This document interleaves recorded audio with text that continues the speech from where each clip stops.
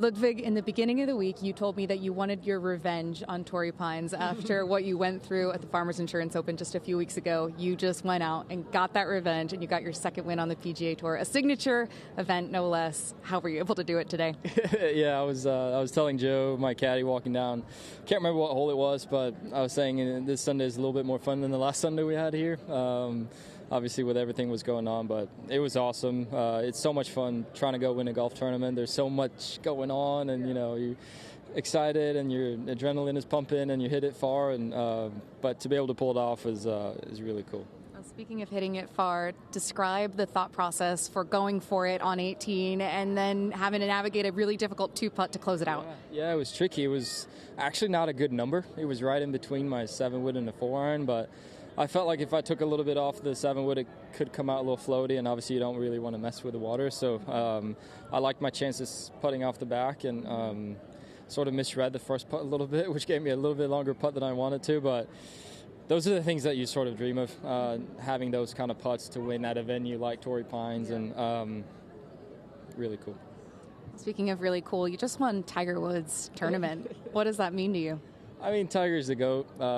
He's my GOAT. I think he's a lot of people's GOATs, and he means so much to our sport. And to be able to win his event, it means a lot, and it's super special.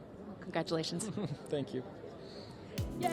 Let's just put this in perspective. Less than 2 years ago, Ludvig Åberg was in college. He won the Fred Haskins Award, which is awarded to the best collegiate player when he was at Texas Tech. He was slightly fortunate that it was the first year the PGA Tour University ranking was in place, but he had to earn that first position in the ranking to gain immediate PGA Tour status. That had not really happened before. Otherwise, he would have probably had to go to the Korn Ferry Tour or Q School and not taken such an immediate route to the world's top stage. Well, it was a Ryder Cup year. Luke Donald played a practice round with him at some of the 3M Open, maybe the Rocket Mortgage. He said, why don't you come over and play a couple of events in Europe?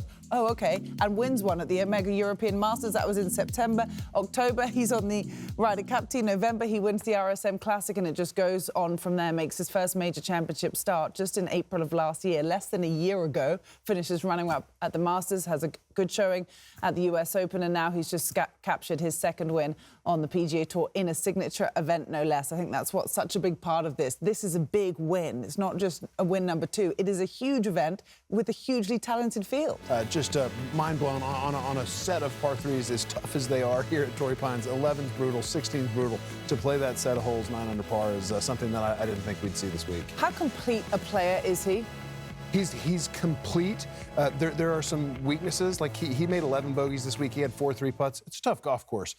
But if he could start cleaning that up, and as Rory said, starting to want to play a little more like Scotty Scheffler, more bogey-free, if Ludwig could get rid of those mistakes, goodness gracious, that's a scary thought. I mean, he's blockbuster, isn't he? He is must-watch TV. As you say, we're now going into a stretch of golf that's going to lead into the Florida swing. NBC will be back on with the golf coverage. We've got the Players, we've got the Masters. He finished runner-up last year. He's going to be a favourite for all of these. He's going to be in the conversation as a favourite. I'm really excited. Bay Hill is a difficult golf course. I'm assuming that's where we'll see him play again for the next time. And only having played it one time, you learn so much about these venues. So, I mean, the best is obviously yet to come.